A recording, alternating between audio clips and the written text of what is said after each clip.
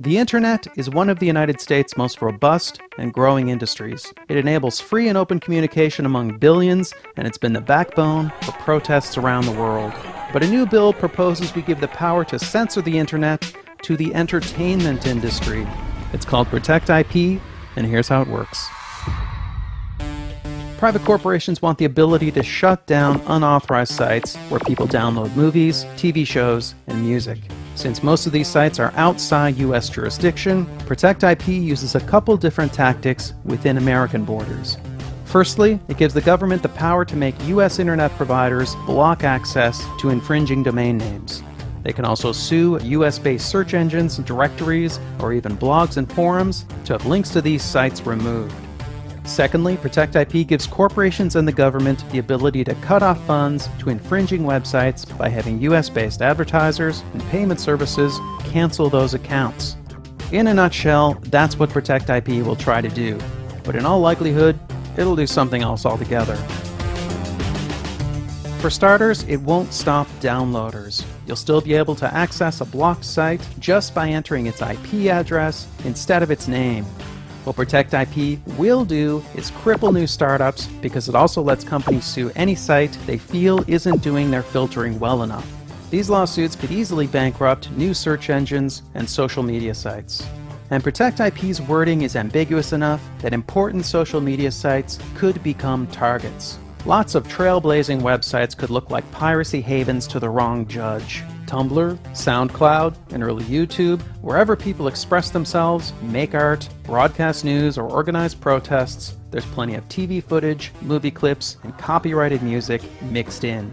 And even if you trust the US government not to abuse their new power to censor the net, what about the countries that follow in our path and pass similar laws? People around the world will have very different internets, and unscrupulous governments will have powerful tools to hinder free expression.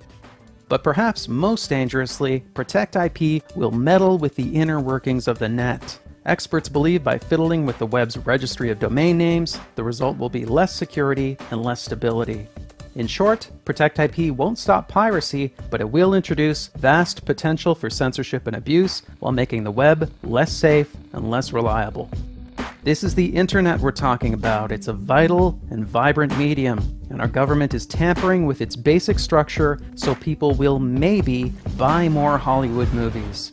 But Hollywood movies don't get grassroots candidates elected. They don't overthrow corrupt regimes, and the entire entertainment industry doesn't even contribute that much to our economy. The internet does all these and more. Corporations already have tools to fight piracy. They have the power to take down specific content, to sue peer-to-peer software companies out of existence, and to sue journalists just for talking about how to copy a DVD.